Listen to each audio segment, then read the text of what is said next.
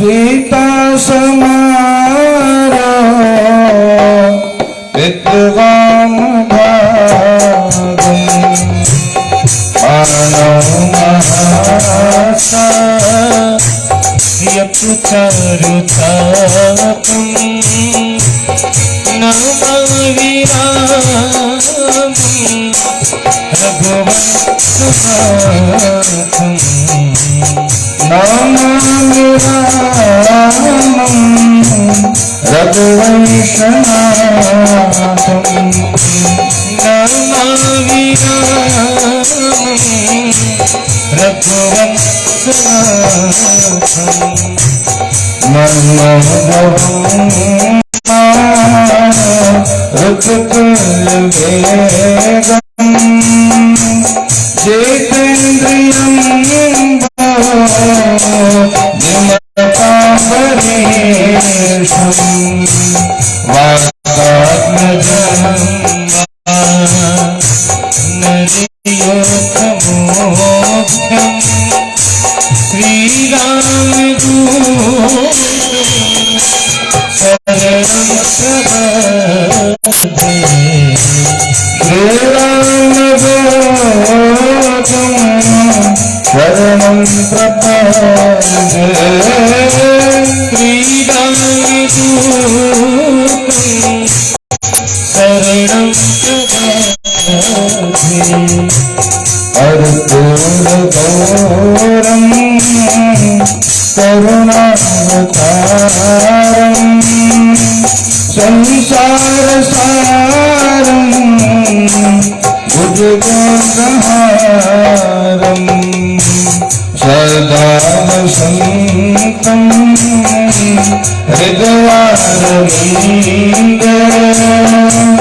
भावं भवामि सहितं नमामि भावं भवामि सहितं नमामि भावं भवामि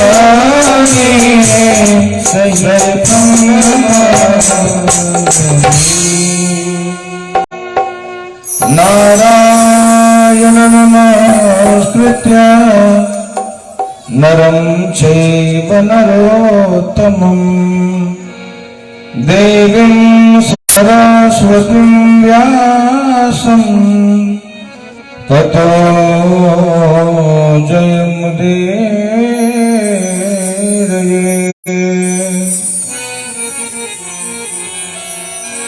जय जय श्री राधारमण जय जय नवल किशोर जय गोपी चितचोर प्रभो जय जय माखन चोर। प्रेम से बोलिए गणपति गजानन भगवान की जय हो। कुलदेवी महारानी की जय हो। बड़े शीतला भवानी की जय हो। जीवदानी दयानी की जय हो। विंध्याचल महारानी की जय हो। देवी माता की जय हो। मुंबा देवी महारानी की जय हो। अपने अपने माता पिता की जय हो। सदगुरुदेव भगवान की जय हो। बाल कृष्ण लाल की जय हो। सियावर रामचंद्र भगवान की जय हो।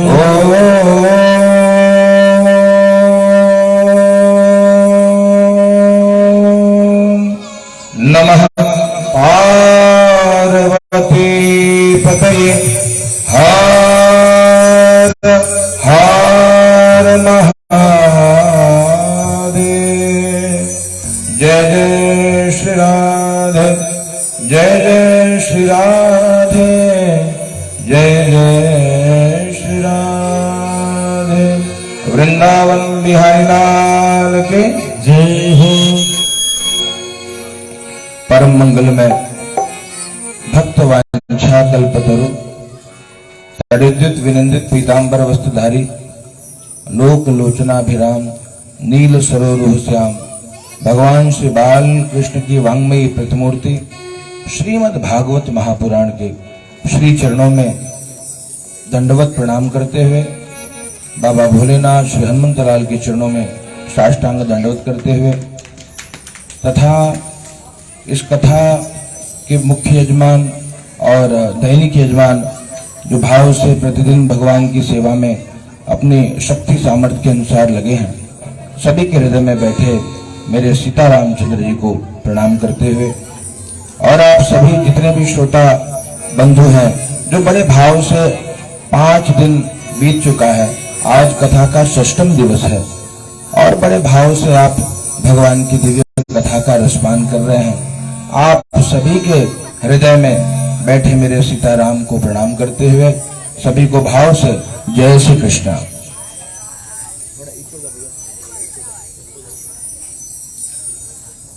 तो आपने कल की कथा में श्रवण किया कि भगवान को प्राप्त करने के लिए सबसे सरल और श्रेष्ठ साधन है भगवान की भक्ति। और भक्ति हो कैसी? कहते भैया भगवान की भक्ति अहेतु की और अप्रतिहता होनी चाहिए।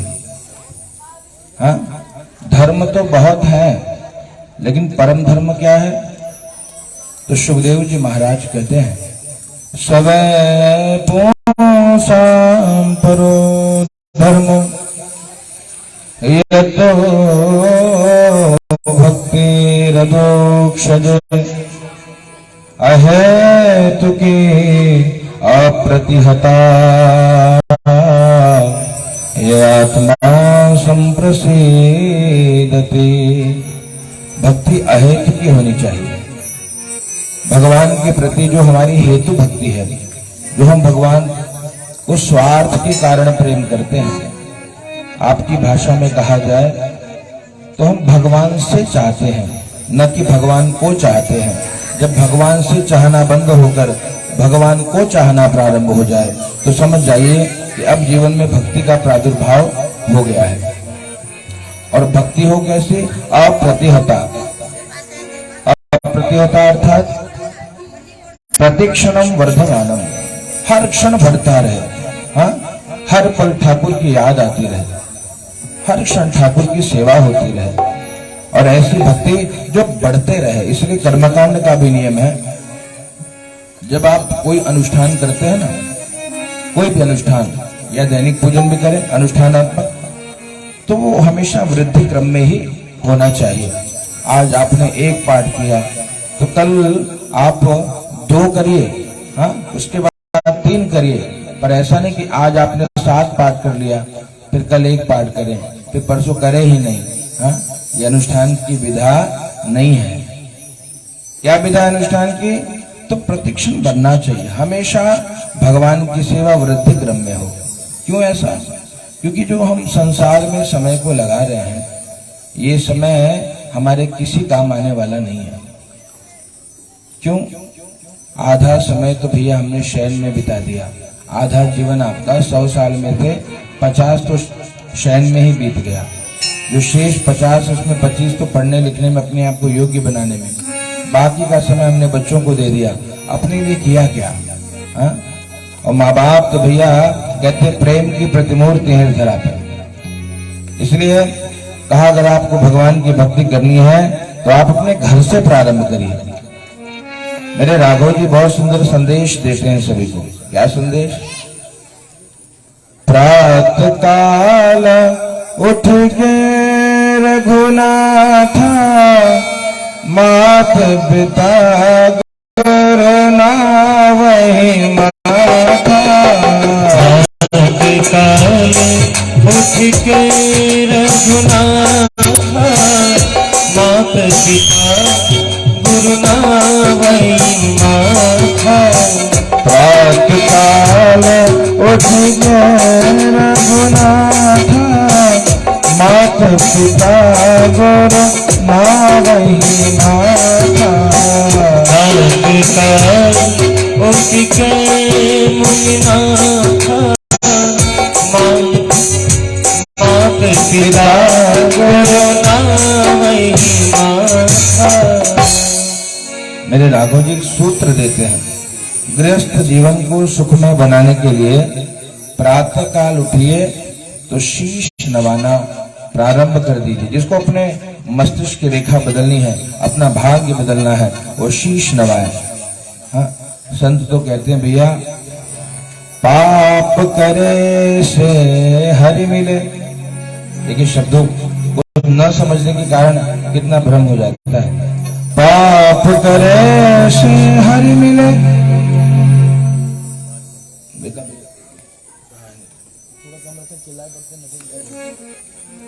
पाप करे से हरि मिले, पाप करो सबको,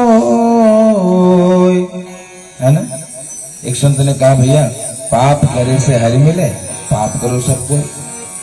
अब सब कहने लगे महाराज जी क्या कह रहे हो आप कि पाप करने से हरि मिलते हैं। हाँ, बोले नहीं, आपने सुना नहीं सही सही।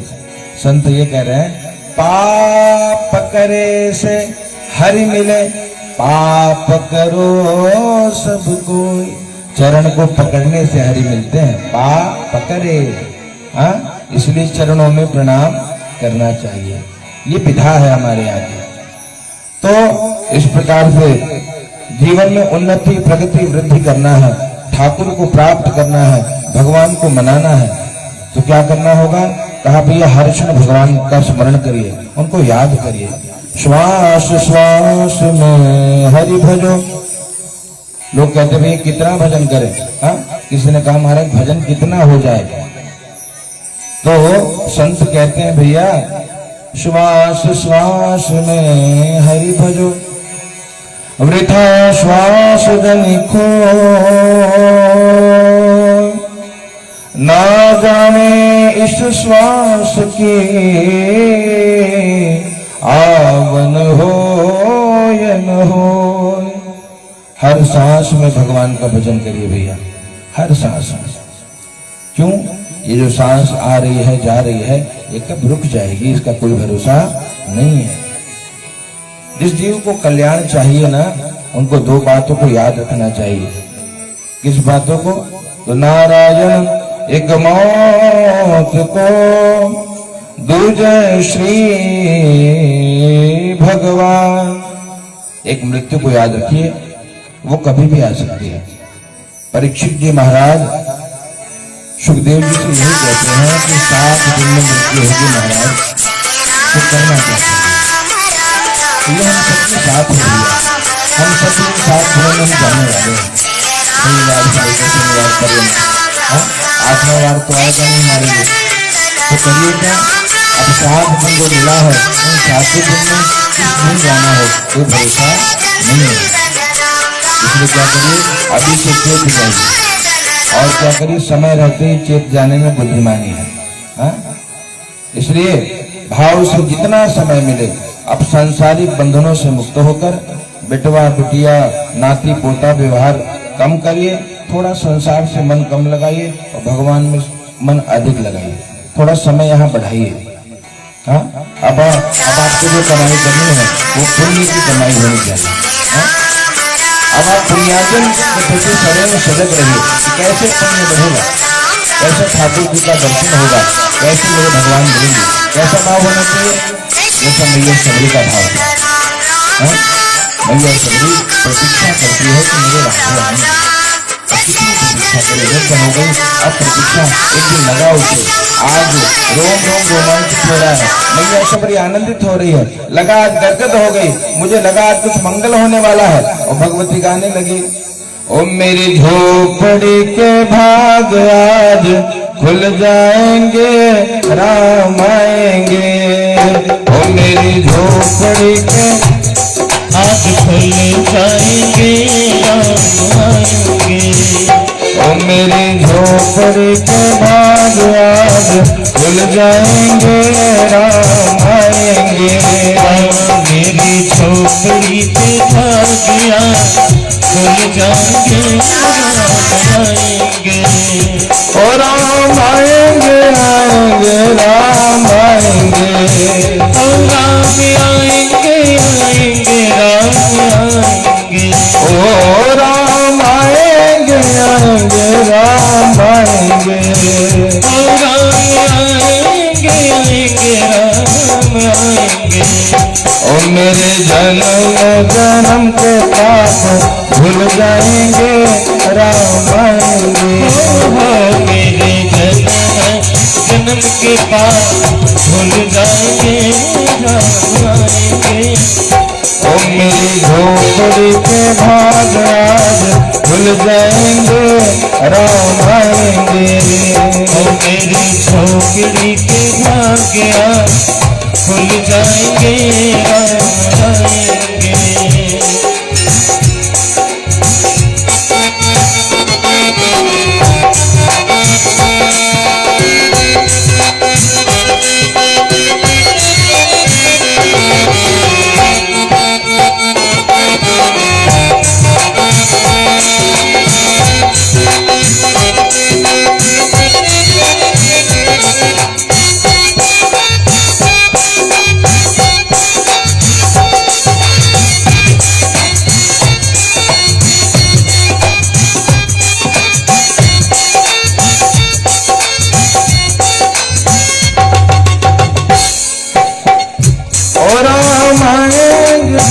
अंगना बुहारूंगी।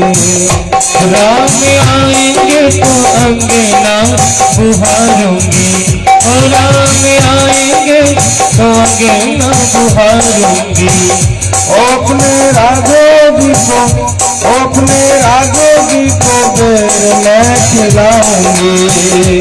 अपने राघव जी को बेर मैं खिलाऊंगी। और मेरे जन्म जन्म के पाप धुल जाएंगे राम आएंगे। और मेरे जन्म जन्म के पाप धुल जाएंगे राम आएंगे।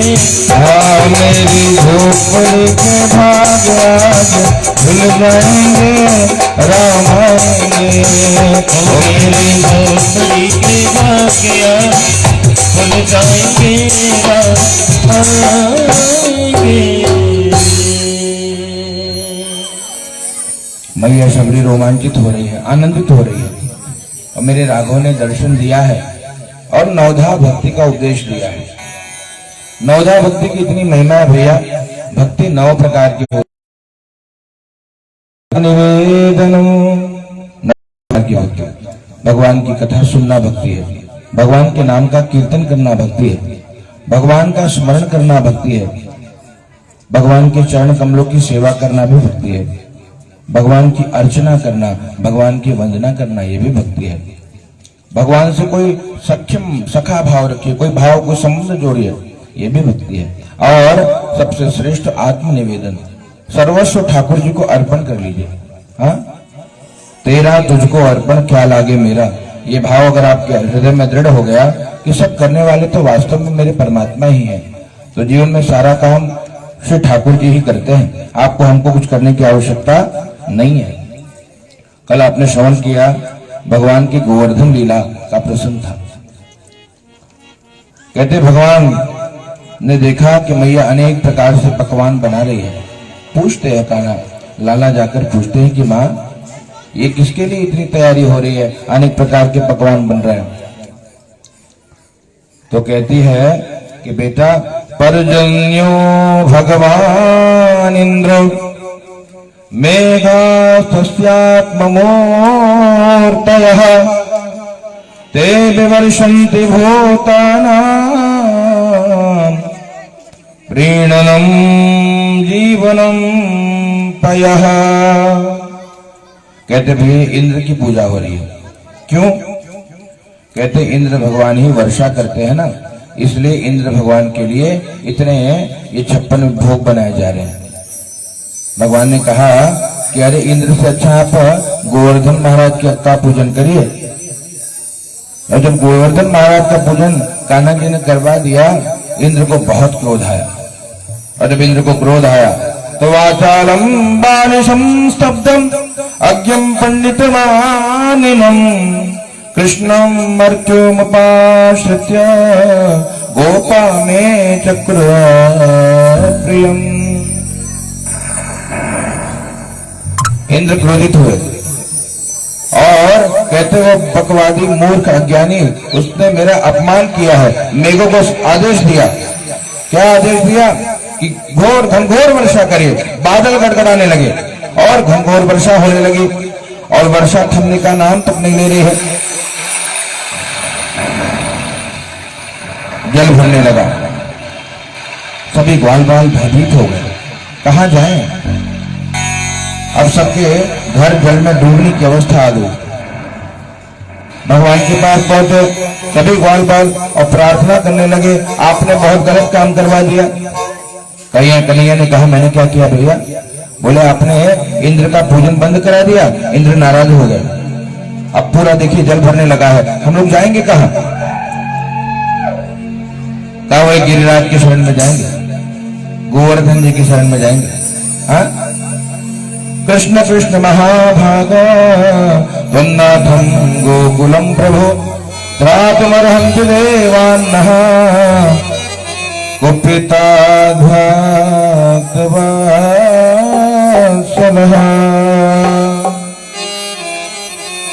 प्रार्थना करते कि हे कन्हैया, आप तो संपूर्ण गोकुल के रक्षक हैं।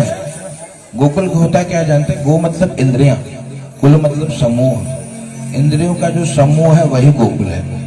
अर्थात आपका हमारा जो ये शरीर है ना, ये शरीर ही गोकुल है। तो वृंदावन कहाँ है? कहते मन ही वृंदावन है।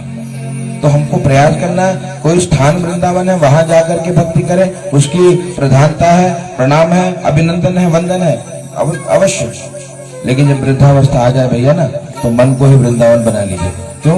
अब सामर्थ्य नहीं है शरीर में, इतनी शक्ति नहीं है कि गोवर्धन जी की 84 कोस की परिक्रमा कर लोगे। कर लोगे क्या? नहीं कर पाएंगे।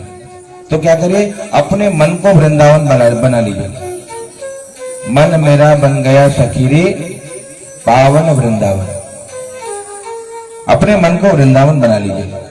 और गोकुल क्या? कहते ये आपका शरीर ही गोकुल है। अवध्या, जो हम अयोध्या कहते हैं ना, अवध कहाँ है? कहते जहां किसी का वध नहीं हुआ वही अवध है ना।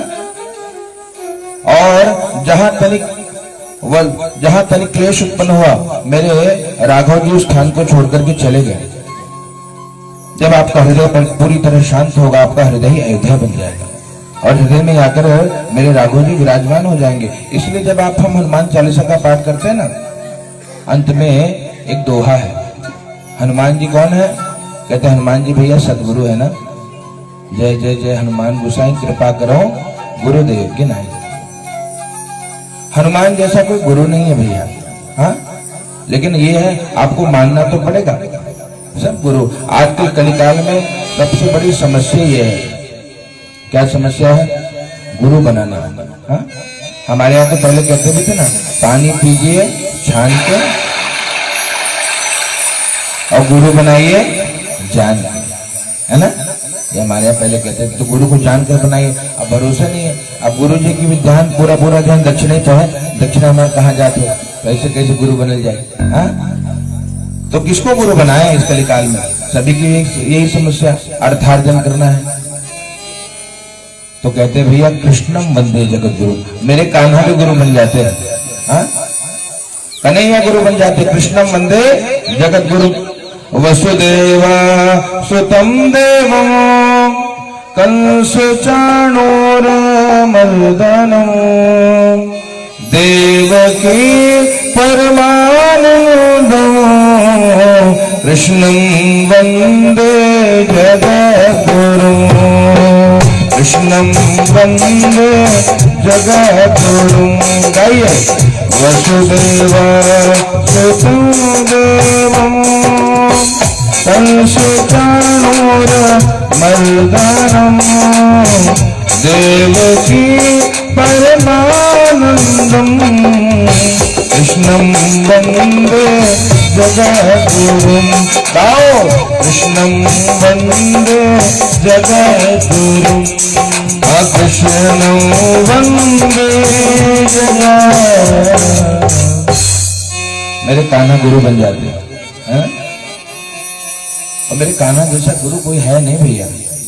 क्यों? और कन्हैया का अच्छा गुरु जी अब बोले कहें कि हमने कान्हा को गुरु मान भी लिया, तो कान्हा अभी गुरु जी से मिलेंगे कहाँ? ज्ञान कैसे ले गुरु जी से? हाँ? तो मेरे कान्हा ने ज्ञान दिया, गीता में दिया भैया। हाँ? अब दे दो गीता ज्ञान, है ना? कन्हैया से ही प्रार्थना, अब दे दो गीता ज्ञान गुरु जी हमारे, हम आए शरण तिहारे। अब दे दो गीता ज्ञान गुरु जी हमारे, हम आए शरण तिहारे। अब दे दो गीता ज्ञान गुरु जी हमारे, हम आए शरण तिहारे। हम आए शरण तिहारे, हम आए शरण तिहारे। हम आए शरण तिहारे, हम आए शरण तिहारे। अब दे दो गीता ज्ञान गुरु जी हमारे, हम आए शरण तिहारे। अब दे दो गीता ज्ञान गुरु जी तुम्हारे, हम आए शरण तुम्हारे। हम आए शरण तुम्हारे, हम आए शरण तुम्हारे। कन्हैया जी की शरण में आइए और गीता ज्ञान की कामना करिए ना, और गीता जी का पाठ करिए। कैसे आजकल एक समस्या ये चल रही है मित्रों, हम लोग जो पाठ करते हैं ना, वो पाठ करते हैं कैसे, जैसे वो अपने गांव में कहावत हो, भैंस के लाल सामने बीन बजाए और भैंस लगी पगुराए।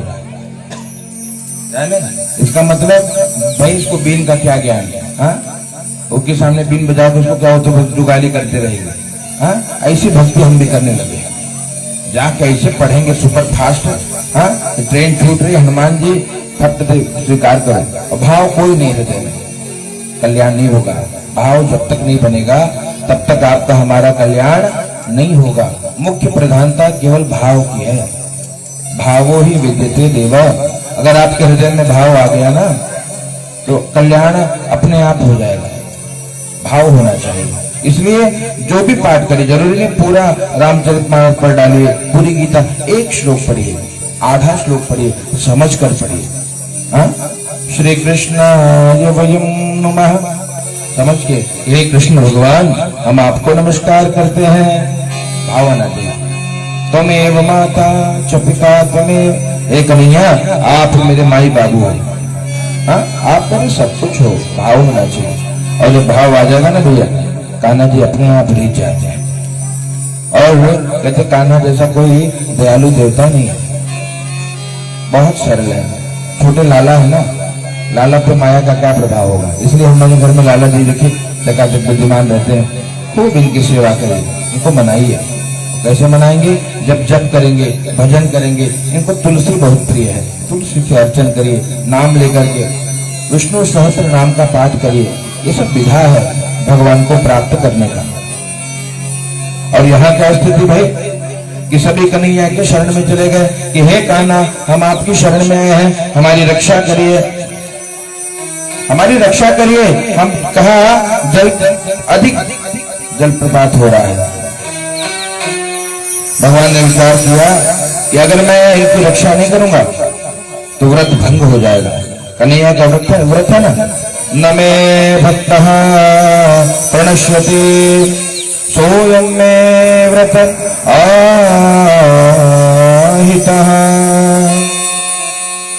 कन्हैया ने कहा कोई बात नहीं, आइए हमारे साथ, सभी लोग चलिए। कहा? तो गोवर्धन महाराज की शरण में। तो गोवर्धन जी की शरण में गए और प्रार्थना करने लगे, गिरिराज धारण प्रभु तुम्हारी शरण, गिरिराज धारण प्रभु तुम्हारी शरण, प्रभु तुम्हारी शरण, प्रभु तुम्हारी शरण, प्रभु तुम्हारी शरण, प्रभु तुम्हारी शरण। गिरिराज धारण प्रभु तुम्हारी शरण, गिरिराज धारण प्रभु तुम्हारी शरण।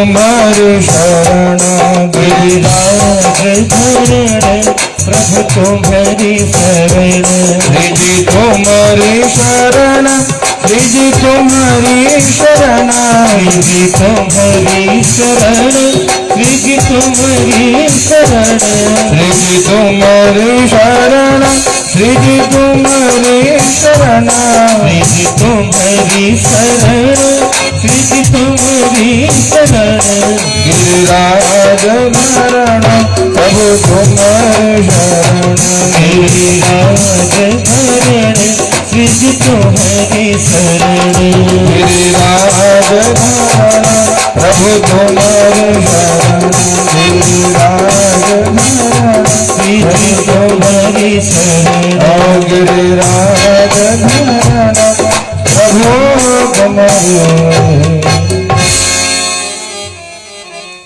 गिरिराज जी की शरण में गए और जब गिरिराज की शरण में गए सबके देखते देखते वहां पर गिरिराज ने रक्षा करी है और धीरे धीरे कन्हैया 7 वर्ष के हो गए और 7 वर्ष के कन्हैया ने 7 वर्ष के पर्वत को कहा बरसाती छत्ते के समान एक हाथ से उखाड़ करके और अपने कनिष्ठता के नखाग्र पे धारण किया है। इत्युक्तैकेन हस्तेन कृत्वा गोवर्धनाचलं दधर लीलया कृष्ण छत्राकमिव बालकः। 7 वर्ष की कन्हैया ने गिरिराज को कनिष्ठिका के नखाग्र पे उठा करके और सभी को कहा भैया आ जाओ, सभी नीचे आ जाइए, आने दीजिए जितना वर्षा हो रहा है। ब्रजवासी आए और कहा हे नंद बाबा सही बताइए क्या ये पुत्र आपका ही है क्या? नंद बाबा कहते क्या हुआ भैया? बोले नहीं नहीं नहीं ये कोई बालक नहीं है। अरे छोटा सा बालक कनिष्ठा के नखाग्र पे इतने बड़े पर्वत को गिरिराज जी को उठा करके खड़ा है, ये हमको तो संशय हो रहा है कि आपका बालक नहीं है। नंद बाबा ने कहा नहीं भैया ये मेरा ही बालक है। गर्गाचार्य जी ने नामकरण कहा था ना, तो उनका नाम कहा था कि इस लाला में नारायण के समान गुण होंगे। नार मतलब जल, जल में अयन करने वाला नारायण, तो शायद इसलिए मेरा कान्हा उस गोवर्धन को उठा ले रहा है। कार्तिक शुक्ल प्रतिपदा को भगवान ने फिर गोवर्धन का पूजन किया है। तृतीया से नवमी तक जल की वृष्टि हुई, दशमी को इंद्र आए हैं, इंद्र का अभिमान खंडित हो गया, इतनी वर्षा हुई सारे लोग वृक्ष नीचे खड़े हैं और इंद्र आकर के क्षमा याचना करते हैं। और यहाँ पर कहते जो जितने ब्रजवासी है ना, ब्रजवासी को अभिमान हो गया। क्या अभिमान हुआ? कहा कि जो गिरिराज उठाए हैं ना ये सबने अपने पे लाठी लगा रखी थी। अब सबने सोचा कि हमने लाठी लगाई है इसलिए गिरिराज को कान्हा ने थामा है। हाँ तो सबने कहा कान्हा एक काम कर, तो हट जा, जो छोटा सा बालक है, हमने अपनी लाठी से पूरे गिरिराज को उठा रखा है। और कान्हा ने कहा ठीक है मैं हाथ हटा दूं? बोले हाँ हटा दो। कन्हैया ने जैसे ही थोड़े हाथ नीचे करे सबकी लाठी तड़ाक से टूट गई। सबने कहा नहीं कान्हा बचाए रखना, हम सब दब जाएंगे अंदर। कन्हैया ने सबके अभिमान को समाप्त किया। याद रखना ठीक इसी प्रकार संसार में का जो हमारे संसार के जगत के व्यवहार के भार को भी कान्हा ने ही थामा है। कन्हैया ने थाम कर रखा है, लेकिन जीव अभिमान करता है कि मैंने किया। अहम करोमि इति वृथाभिमानः, अहम करोमि इति वृथाभिमानः, मैं करता हूं, ये व्यर्थ का अभिमान है जीव का, इसलिए कभी अभिमान न करिए। वास्तव में हमारे जीवन रूपी जो गाड़ी को मेरे कान्हा ने ही संभाल करके रखा है। कन्हैया तो देखिए कितने सरल हैं, अर्जुन के सारथी भी बन जाते हैं। हाँ ठीक इसी प्रकार जिसने संबंध जोड़ लिया कहते हैं उसके जीवन में आनंद ही आनंद है। कन्हैया से संबंध जोड़ना ही मुख्य है। अजानता मामकेन मूढ़ेन कार्यवेदिना, यहाँ पर इंद्र का अभिमान समाप्त हुआ और अभिमान समाप्त हुआ कन्हैया के सामने जाकर के और स्तुति करने लगा, हे प्रभु मैं आपको पहचान नहीं पाया, मुझे क्षमा करिए प्रभु, मुझे अभिमान हो गया था। और स्तुति करता है विशुद्ध सत्वं तव धाम शांतम तपोमयं ध्वास्तरजस्तमास्कम्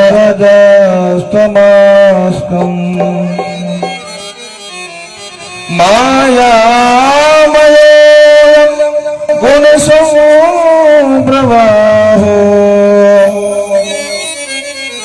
न वेद्यते ते ग्रहणानुबन्धः।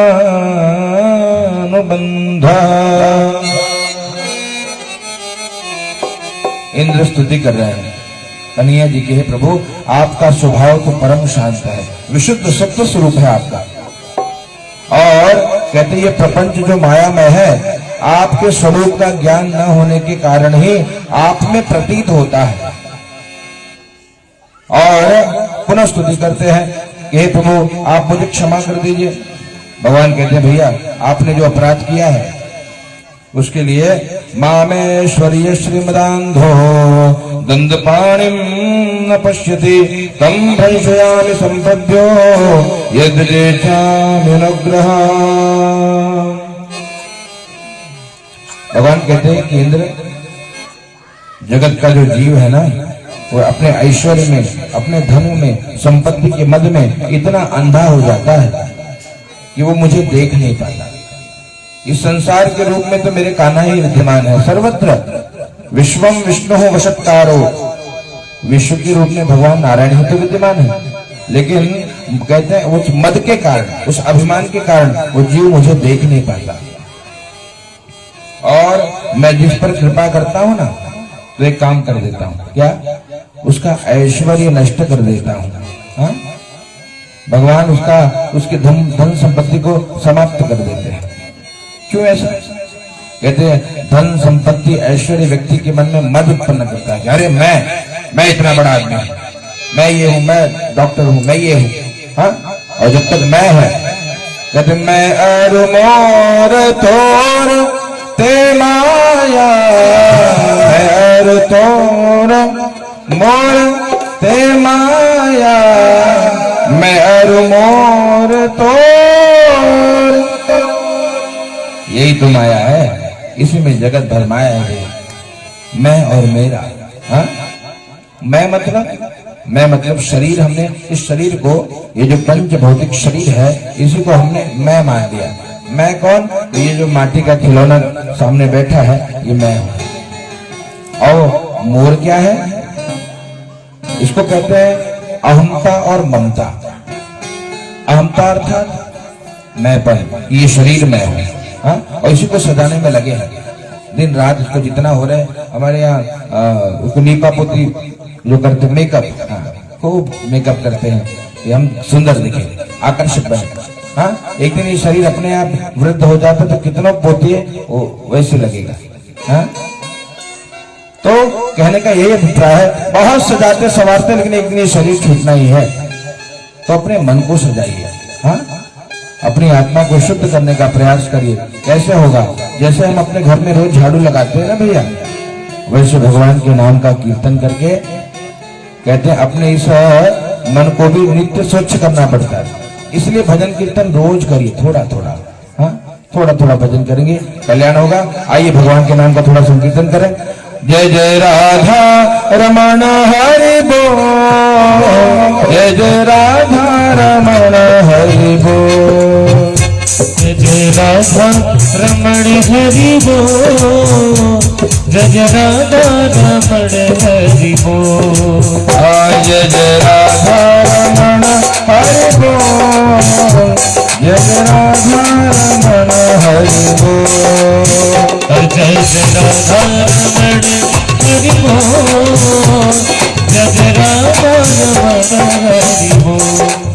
जय जय राधा रमण हरि बोल, जय जय राधा रमण हरि बोल, जय जय राधा रमण हरि बोल, जय जय राधा रमण हरि बोल।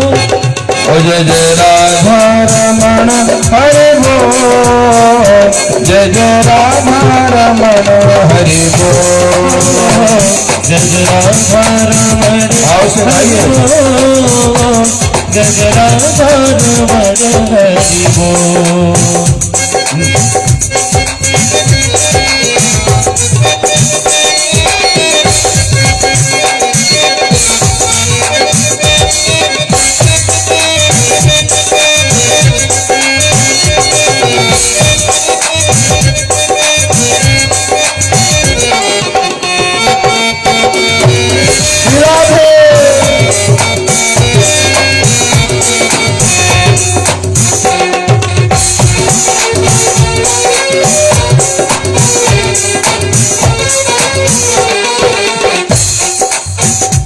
नटनागर किशोर नवल रसिया। नटनागर किशोर नवल रसिया। नटनागर किशोर नवल रसिया। नटनागर किशोर नवल रसिया।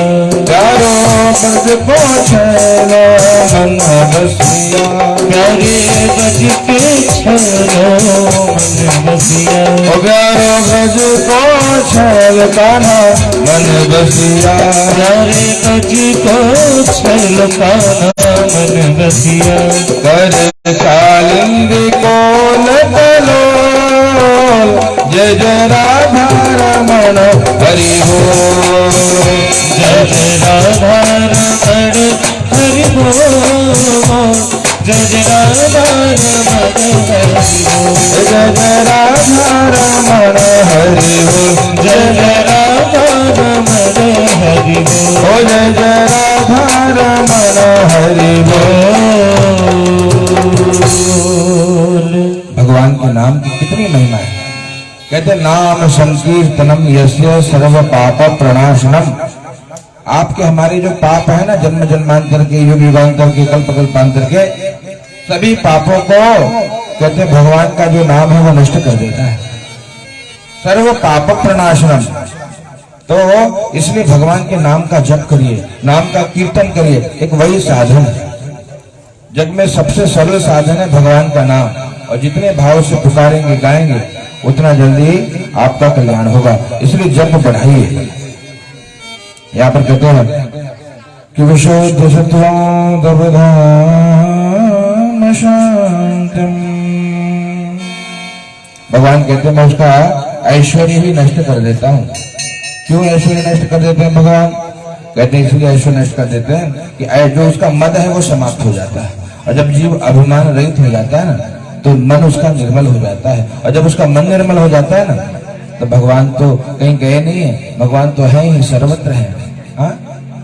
हरि व्यापक सर्वत्र समाना। हरि व्यापक सर्वत्र समाना।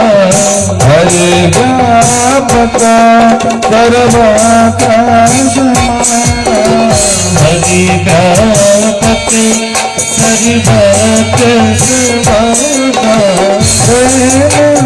प्रगट होहि मैं जाना। प्रेम से प्रगट होहि मैं जाना। प्रेम से प्रगट होहि मैं जाना। प्रेम से प्रगट होहि मैं जाना। देश काल दिश विदेश माही। देश काल दिश विदु माही। देश काल दिश विदेश माही। देश काल बहु दिशि सब माही। कहा हो सो कहा जहाँ प्रभु नाही। कहा हो सो कहा जहाँ प्रभु नाही। कहा हो सो कहा जहाँ प्रभु नाही। कहा हो सो कहा जहाँ प्रभु नाही। कहा हो सो कहा जहाँ महाप्रभु स्वामी जी कहते हैं भैया, देश काल देशे विदेशहु माही। देश हो, काल हो, विदेश हो, प्रदेश हो, ऐसा कोई स्थान है ही नहीं जहां मेरे भगवान नहीं है। अर्थात भगवान काल से परे, हर काल में भगवान है। हर देश में, हर वेश में ठाकुर जी विद्यमान है।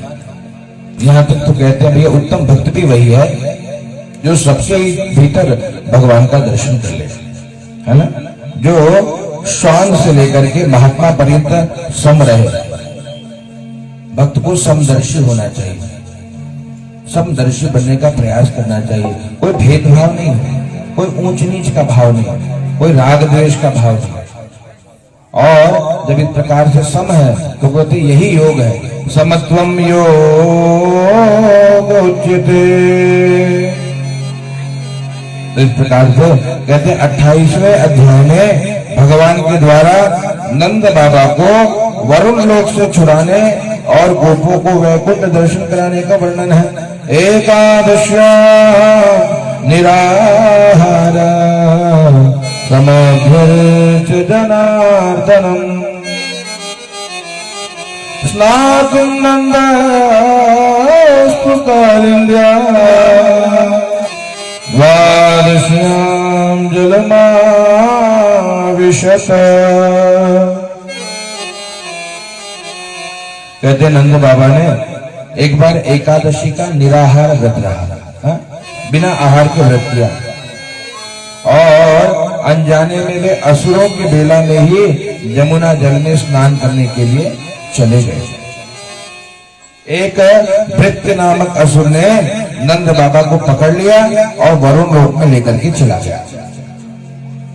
भगवान को पता चला तो भगवान सीधे वरुण लोक में पहुंचे और वरुण देवता ने प्रार्थना किया है कि प्रभु मेरा सेवक तो अज्ञानी है, सदैव स्नान नहीं करना चाहिए। रात्रि को 12 के बाद जो समय है वो स्नान का समय नहीं है, नदी में स्नान न करिए। यहाँ पर नंद बाबा ने गलती से कर लिया तो लेकर के चले गए और वरुण देवता प्रार्थना करने लगे, प्रभु मुझे क्षमा करिए, आपको आना पड़ा। मेरा सेवक तो अज्ञानी है, वो नहीं जान सकता कि ये आपके पिता है। अजानता माम के ना मूढ़े ना कार्य वेदना। कहते हैं वरुण देवता कि मेरा जो सेवक है ना प्रभु, वो अज्ञानी है, यही आपके पिता को ले आया है, कृपया इसे क्षमा कर दीजिए। और ऐसा कहकर वरुण देवता नंद जी को मुक्त करके भगवान को समर्पित कर देते हैं। अब ब्रजवासियों में कानाफूसी चालू हो गई कि ये जो नंद का छोरा है ना, ये भगवान है। सब आपस में कहने लगे वो छोटा वाला जो छोरा है ना वो भगवान है। अब चालू हो गई कानो कानो बात, कहते जंगल में आग की तरफ फैल गई कि नंद का छोरा तो भगवान है। ब्रजवासी गए कान्हा के पास, कान्हा तू भगवान है ना, तो एक काम करना, मुझे वैकुंठ दिखा देना, वैकुंठ दर्शन करना चाहता हूं मैं। और भगवान कहते सचमुच देखना है तुझे? बोला हाँ हमको। ते तु ब्रह्म हृदौ नीता मग्ना कृष्णेन चोधृता ददृश ब्रह्मणो लोकम् यत्र पुरोद्यगात्पुरा। सबने बुलाई, कन्हैया ने कहा समझ रहा, ये जो ब्रह्म कुंड आपको दिखाई दे रहा है ना, इसमें छलांग लगाओ। बोले अरे हम कह रहे हैं वैकुंठ दिखा, तू कह रहा है ब्रह्म कुंड में छलांग लगा। बोले बात मान, मेरी बात को मानोगे तभी ना वैकुंठ दर्शन होगा, मानोगे नहीं तो कैसे कल्याण होगा?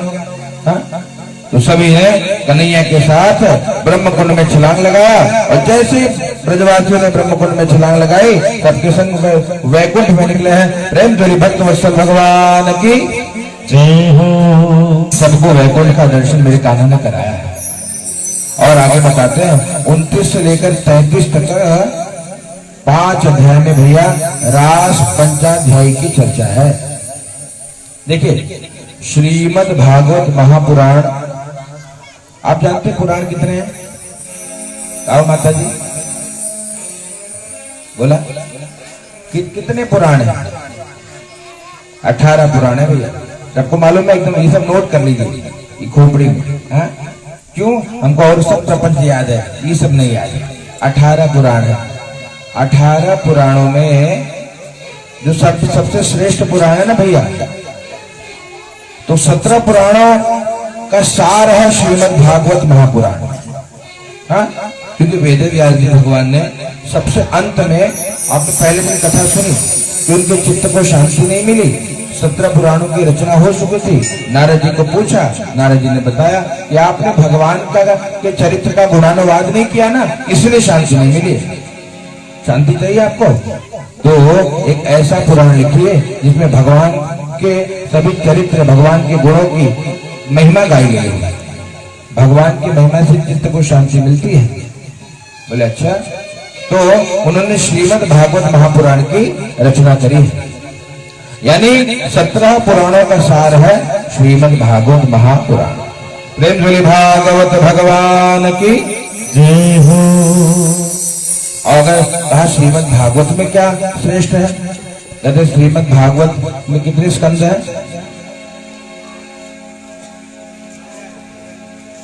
12। हाँ, 12 स्कंद। 12 स्कंद में श्रीमद् भागवत की रचना है। अब उसमें श्रेष्ठ क्या है? 12 स्कंद में कौन सा स्कंद श्रेष्ठ है? गोपी गीत। क्या बात है, माता जी की जय हो। 10 स्कंद श्रेष्ठ है। कौन सा? 10 स्कंद। अगर आप कहते हैं 17 पुराण नहीं पढ़ पाए, श्रीमद् भागवत पढ़ लीजिए। श्रीमद् भागवत नहीं कर पाए, 10 स्कंद का पाठ करिए, कल्याण हो जाएगा। अब 10 स्कंद में श्रेष्ठ क्या है? अब बताइए। रास पंचाध्यायी। हाँ, ये श्रेष्ठ है। 5 अध्याय में कहा ये सार है उसका। उसमें भी सबसे श्रेष्ठ क्या है? तो गोपी गीत। महाराज के अंतर्गत ही गोपी गीत है और वो सब उसका सार है। पूरे भागवत का सार आप समझिए गोपी गीत है। तो जो गोपी गीत का पाठ भी करता है ना, तो मेरे ठाकुर जी बहुत प्रसन्न होते हैं। अब यह रासलीला के बारे में बताया है कि 29 से लेके 33 तक जो 5 अध्याय है उसमें रास पंचाध्याय की चर्चा है। भगवान पिता रात्रि शरदोत्फुल्ल मल्लिका वीक्षयन्तु मनश्चक्रे योगमाया मुपाश्रितः।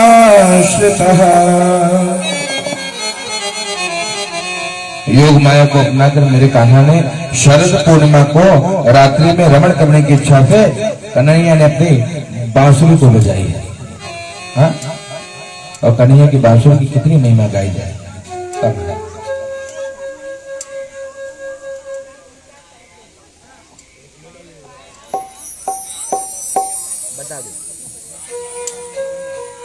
बिल्कुल आधा घंटा पहले सूचित कर दिया जाए जी। तो यहाँ पर कहते वंशी की तान ऐसे जैसे बजी कन्हैया की। गोपियां अपना सुखबुद्ध खो गई। जो जहां काम कर रही थी ना, वहीं काम को रोक करके और सब कन्हैया का दर्शन करने, बांसुरी को सुनने सब निकल पड़े। निशम्य गीतं तदनंगवर्धनो व्रज श्रिय कृष्ण गृहेत मानसा। जो जहां है भैया, कन्हैया की बांसुरी सुन करके वो दौड़ पड़ा। एक गोपी तो दूर दूर रही थी भैया, हाँ, दोहनी पटक करके और कन्हैया के पास भागी। एक गोपी दूध गर्म कर रही थी, वैसे छोड़कर चली गई। दूध क्या हो गया? गोविंदाय नमो नमः। एक गोपी तो भोजन परोस रही थी, एक उसने रोटी परोसा और बाकी सब शाकाहारी छोड़ दिया। अब ले लो अपना। कन्हैया की बांसुरी बज रही है। हाँ? कहते हैं एक गोपी तो भैया अपने बच्चे को दूध पिला रही थी, कहते हैं वो भी बीच में ही छोड़ करके चली गई। कान्हा की बांसुरी। हाँ? और कहते कुछ एक गोपी भोजन कर रही थी तो भोजन करना छोड़ दिया उसने। एक गोपी कहते लीपा पोती कर रही थी, जिसको आजकल मेकअप कहते हैं, पोत रही थी बढ़िया से। ये सुखदेव जी महाराज का शब्द है। हाँ, लिम्पंती या लीप रही थी चेहरे को। हाँ, सुखदेव महाराज, अब देखिए जो महापुरुष है जिसको पता ही नहीं है सब क्या है, हाँ, तो वो तो ऐसे कहेगा, उसको तो यही दिखाई पड़ेगा लीप रही थी मुंह पे कुछ। अब चाहे गोबर हो कि पाउडर हो, कन्हैया जाने, पर लीप रही थी। वो कहे लिम्पन थी, लेकिन वो भी छोड़ करके भागी कन्हैया के दर्शन के। अब देखिए तब विचार करते ये रास पंचाध्यायी है क्या ये काम का विषय है? बोले जो रास पंचाध्यायी है ना भैया, आप विचार करिए, इसमें जो श्रोता है